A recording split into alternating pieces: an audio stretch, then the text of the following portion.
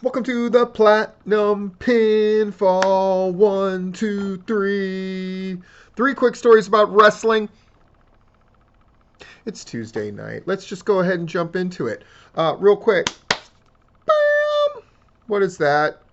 It is a message that I got from somebody who works for the NWA. It says simply, if a tag team, wants to be considered for the Crockett Cup in Nashville, this is the email to send it to nwasubmissions@gmail.com. Let me see if I can remember to do this. I'm going to put it on the bottom, hopefully.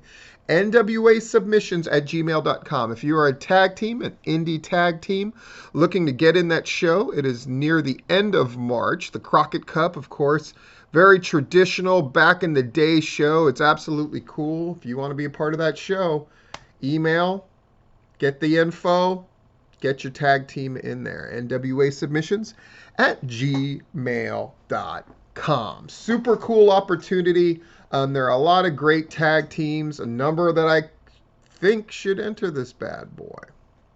We'll see what's up. Second story. So Davey Richards, trained that guy. Really great guy. Ever since he's been back, I got to see him perform at Atomic Revolutionary Wrestling against Shannon Moore not that long ago. Recently signed with MLW. Is obviously having a great time. And apparently had a great time. Apparently there's a clip of him doing some kind of sexy act. I think solo. Doing his thing. I have not watched it. I'm not going to watch it. But what I think is amazing about this, let's put up this picture about him. The headline is, former Ring of Honor and TNA wrestler Davey Richards comments after adult video leaks online. Now, he's not married to Angelina Love anymore. He's married to a very nice woman named Melissa, who I'm looking forward to meeting. She sounds absolutely wonderful.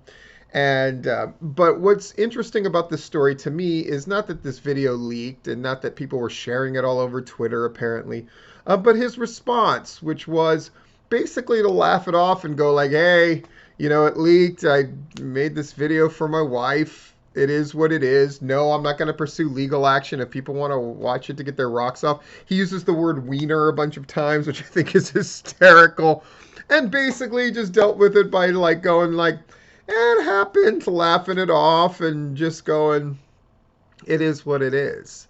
That's how you deal with the salacious thing designed to obviously upset him or make him feel bad or even try to somehow, some way tarnish his reputation.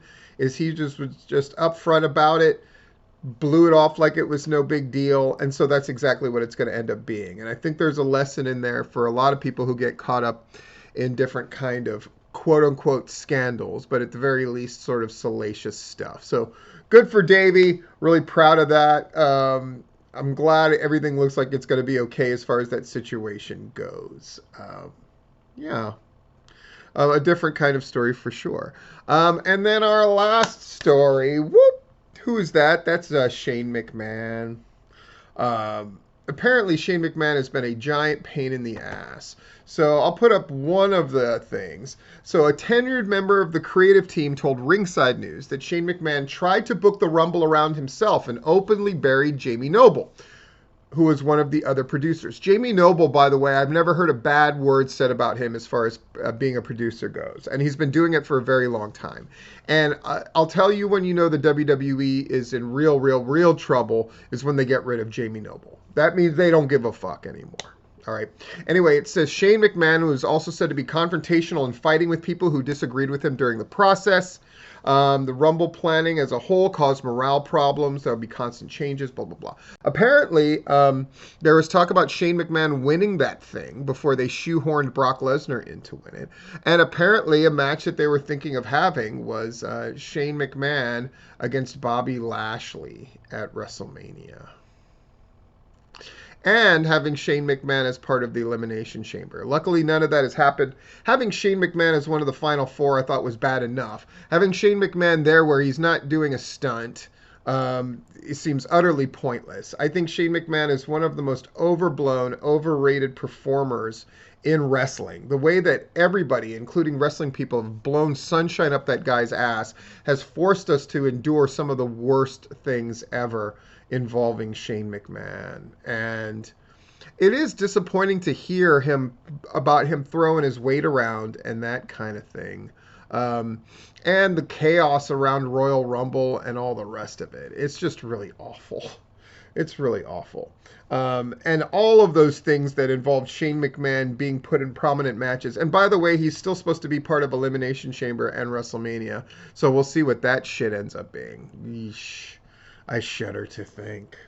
In any case, our video clip today, speaking of bad ideas, is this cutter spot that took place at the Pro Wrestling Guerrilla show, where Leo Rush got hurt at this show, and now he's making racist accusations about PWG. It just sounded like this show was a cluster. This spot, which I gotta admit, the first time I saw it, I didn't know what was happening, and it caught me by surprise, and I was kind of blown away.